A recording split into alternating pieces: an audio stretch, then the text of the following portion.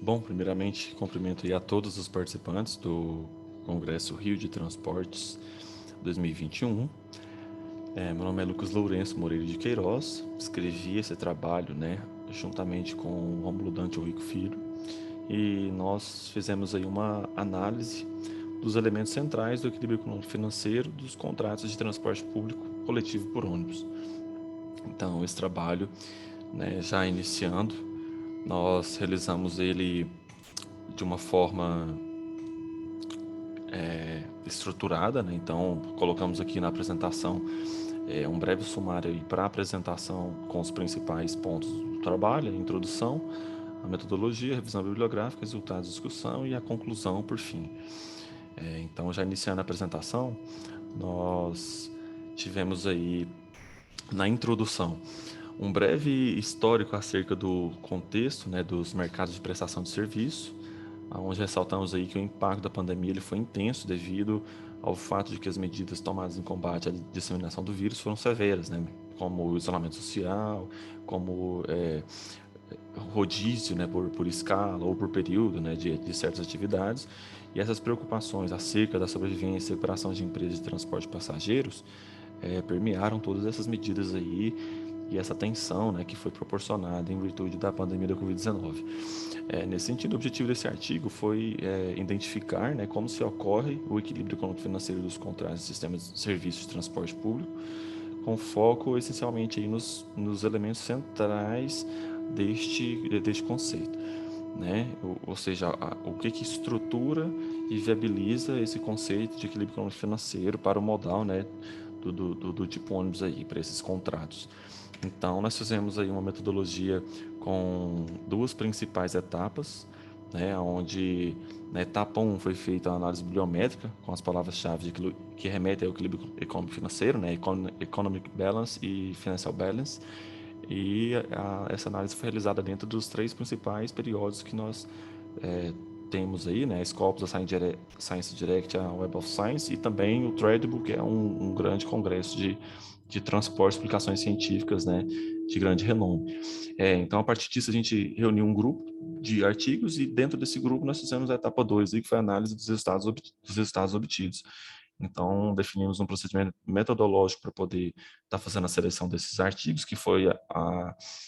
a relação do objetivo principal do artigo, da publicação, com relação ao tema de equilíbrio financeiro. Então, todos os que tratavam especificamente disso, a gente fez essa seleção, analisando esses artigos que foram selecionados e, a partir disso, realizando uma síntese. Podemos colocar aí como nossa principal revisão bibliográfica, três principais tópicos, onde o primeiro poderia ser tratado aí a questão dos contratos, Nós colocamos aí a definição de Stornia 2013, que é uma grande autora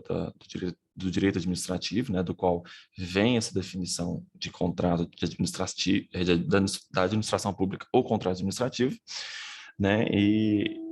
identificamos aí três princípios característicos, para um contrato desse tipo, que é o consensualismo, a prossecução do interesse público e o equilíbrio econômico-financeiro. Então, ela já coloca o equilíbrio econômico-financeiro como sendo uma característica principal de um contrato administrativo, que tem dois principais gêneros aí, os contratos privados da administração e os contratos administrativos. E tem uma discussão um pouco mais técnica, do direito acerca desses dois tipos aí, mas não é o nosso foco do trabalho, somente identificar essas duas separações aí. A partir disso, a gente traz, o equilíbrio econômico-financeiro como conceito, então, esse conceito, ele é atrelado à teoria do contrato de serviço público, ou seja, os contratos administrativos do direito administrativo, que historicamente se desenvolveu aí primeiramente na França a partir dos princípios, desse termo em francês, que significa os contratos devem ser cumpridos e o contrato é lei entre as partes. Então, a partir disso, se constrói esse conceito. E trouxemos aí um breve resumo do debate atual, do que tem sido falado nos últimos tempos aí acerca desse equilíbrio econômico-financeiro dos contratos. Então, Fletcher, em 2014, em 2014 ele já havia falado, sobre o desafio da manutenção desse serviço no curto prazo e também da recomposição do equilíbrio dos contratos no médio e longo prazo. né, que por sua vez exigem uma resposta rápida, célere da administração pública, principalmente para os operadores, né, que têm um menor porte, né, por terem uma menor liquidez, né, e enfim, maiores dificuldades de sustento para os prejuízos no longo prazo. E os 50%, né, das despesas desses operadores, elas são concentradas no pagamento pessoal. Esse é um dado da NTU, né, que foi feito em 2020, esse estudo apontando para esse percentual, que é um percentual muito alto com relação à prestação do serviço, né? Então, tem toda uma discussão aí acerca da viabilidade do serviço funcionar, tendo em vista uma dificuldade de pagamento do pessoal, por exemplo, durante a pandemia. Então, a gente abordou esse debate atual, o que permitiu aí, propiciou a gente estar gerando alguns tipos de resultados, discussões que nós vamos trazer de forma bem resumida, nesses 6 principais elementos que foram identificados. Então, a partir dessa seleção dos artigos e das publicações desses autores, dos principais autores, né, encontrados nos periódicos, a gente levantou e elencou esses 6 tópicos principais, que são os elementos, né, que nós identificamos como sendo os elementos centrais do equilíbrio econômico-financeiro de um contrato. Então, o primeiro tópico, né, o primeiro elemento seria a alocação dos riscos entre as partes,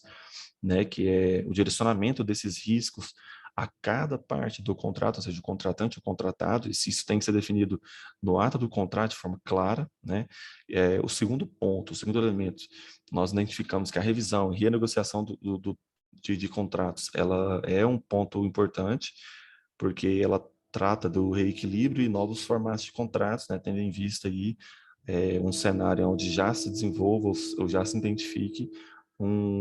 algum tipo de desequilíbrio. O tipo do contrato ele também é muito importante, tendo em vista a atribuição que é feita do risco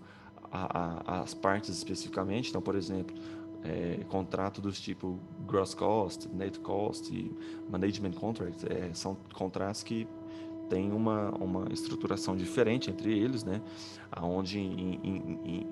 entre eles o risco ele é direcionado em grande parte para o contratante, ou em grande parte para o contratado, ou ele é distribuído ali no serviço. O serviço assume esse risco,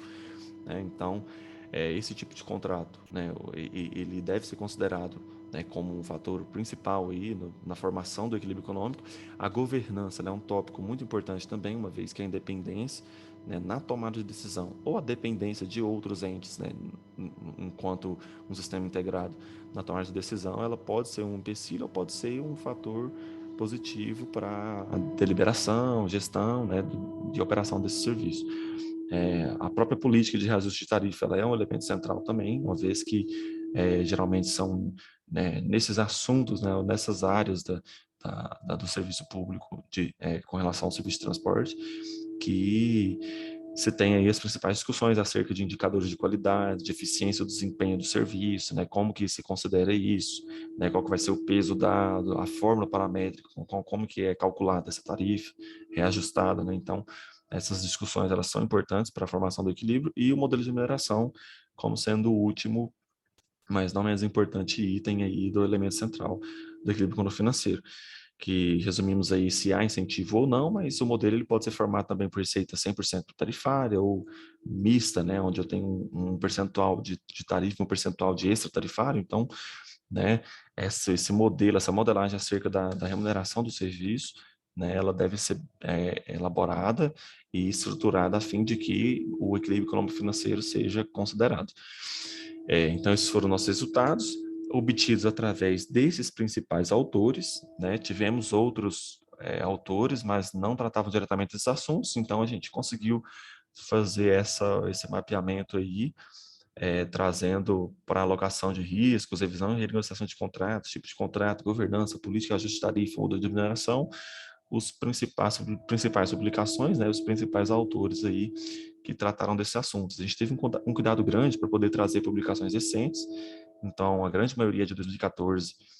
para agora, 2021, tendo aí apenas a publicação de Boehler, né, em 2011, onde ele trata aí dos modelos de remuneração e uma análise um pouco mais específica acerca disso.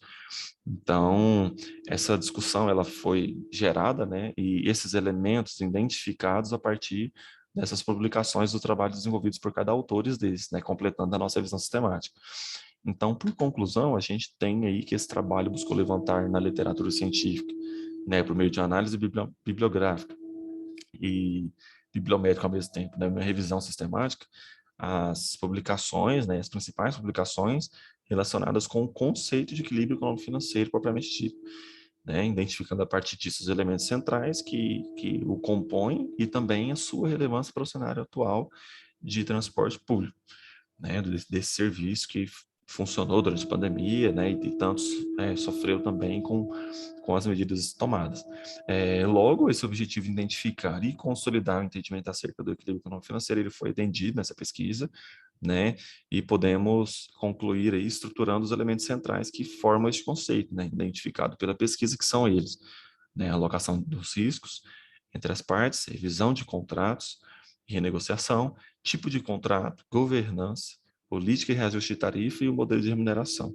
Né, com esses 6 itens aí, a gente fecha os elementos centrais desse estudo. As principais referências são essas, né? A gente tem a referência de cada autor também, que não consta aqui, mas em resumo, essa foi a nossa contribuição, né, para o Congresso. Eu deixo aí o meu contato, né, caso haja algum outro ponto a ser considerado, estamos à disposição aí para demais discussões. Obrigado a todos.